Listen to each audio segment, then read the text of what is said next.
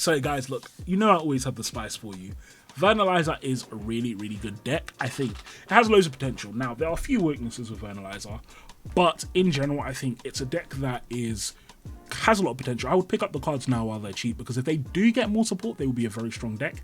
And even now, while they're not a top tier deck, I'd say they're probably about mid-rogue. They do have a lot of potential. Another nice thing about Vernalizer is obviously being a new deck means that other people don't know how to play against it, they know how to play around it, which will give you a lot of free wins. So Vernalizer, let's talk about the Vernalizers. The Vernalizers are all interesting cards that essentially have an effect that say discard themselves and another monster, then they get a bonus effect. And then they special summon an Earth monster from your graveyard. Now, all of them lock you into Earth monster effects for that turn, which is kind of the downside. But the fact that they essentially special summon any Earth monster from your graveyard gives them huge, huge upsides. So, Vera.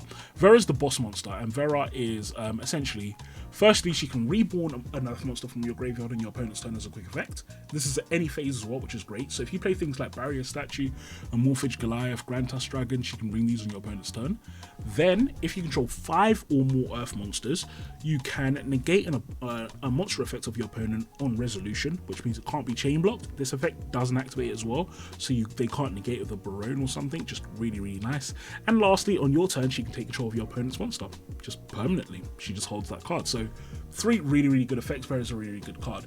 Then we move on to little ones. So Awakening Forests, this card's 2 effects is that it foolishes an Earth monster that can be normal summoned or set, and then also it can double the attack of a Vernalizer when it's on field.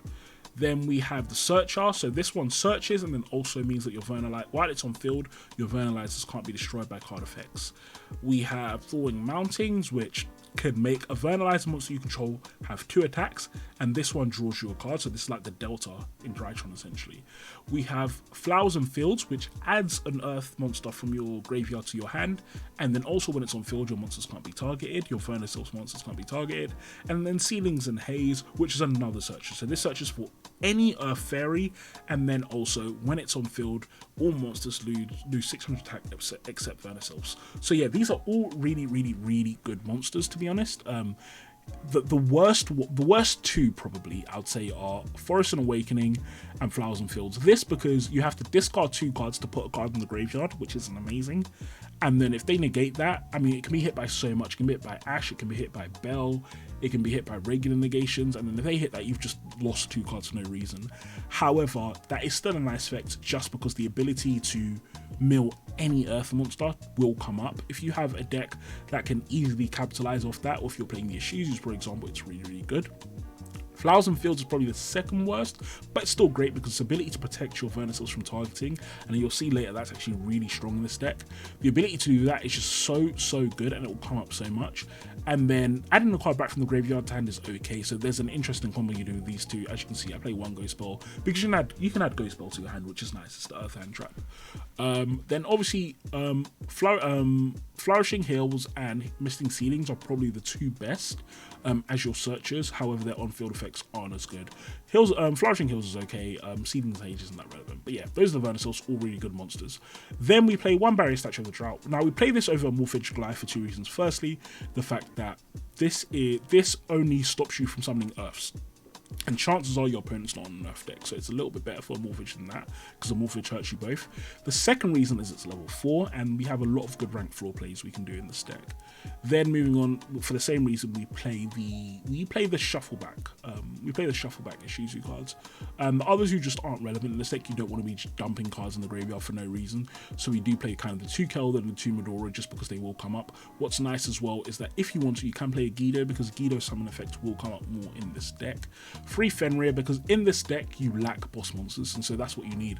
You just play generic boss monsters. So Fenrir is really great in this deck. We play 3 because even though obviously you're not going to be able to resolve that kind of search effect over and over again, what's nice is once Fenrir is in the grave, you can keep bringing it back really easy. You could go down to 2 if you want to, but I do like 3. I always want to see Fenrir.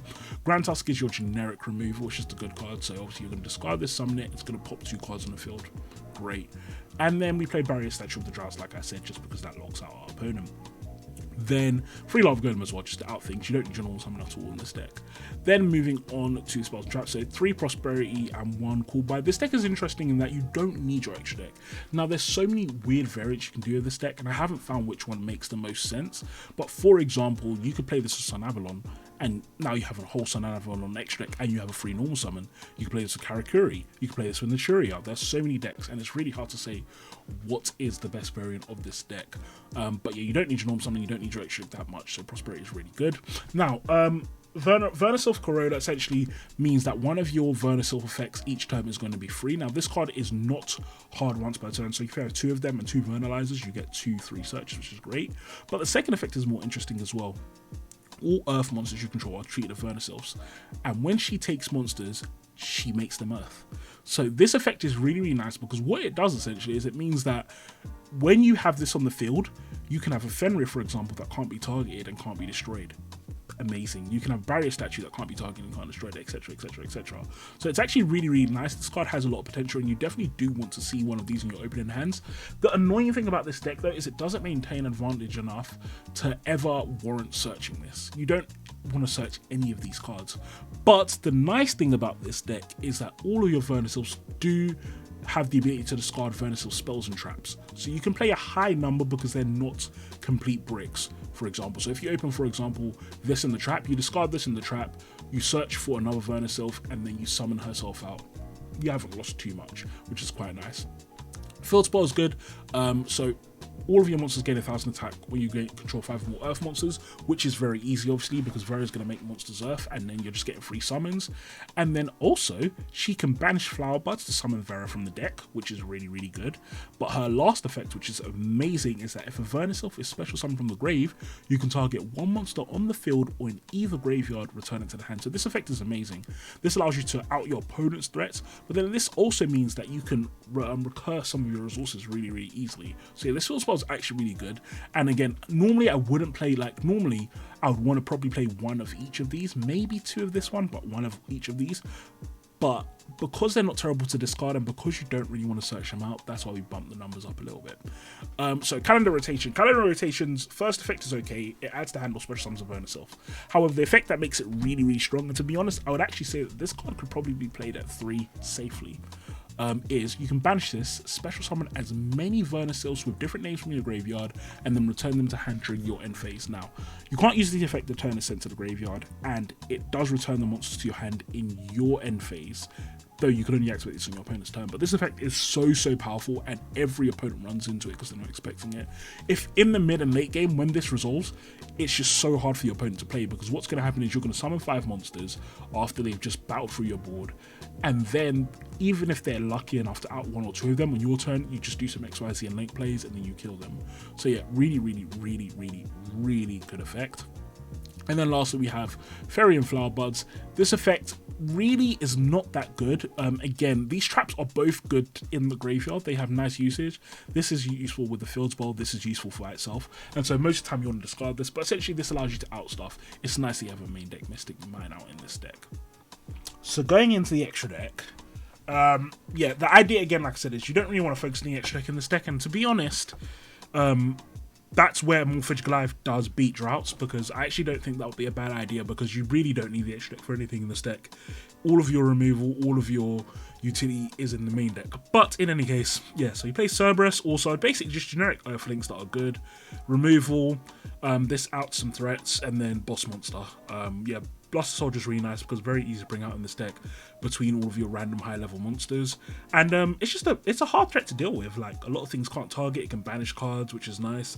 Underworld Goddess is for those Ignistas and stuff, random players, and then just generic rank 4s. Now, what's interesting about this deck, obviously, is that there's a lot of level 4s.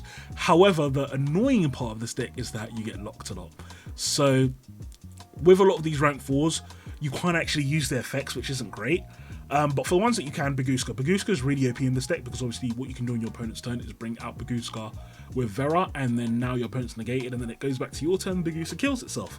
So Baguska is really good in this deck. I'd actually almost sometimes play two Baguska just because of that. Dugares occasionally comes up, but rarely does. Gallant is good because sometimes if you do get stunned and you manage to have 2 level 4s on board, you just search out Drought, normal summon Drought. yeah, now your opponent has to deal with that. You probably will survive.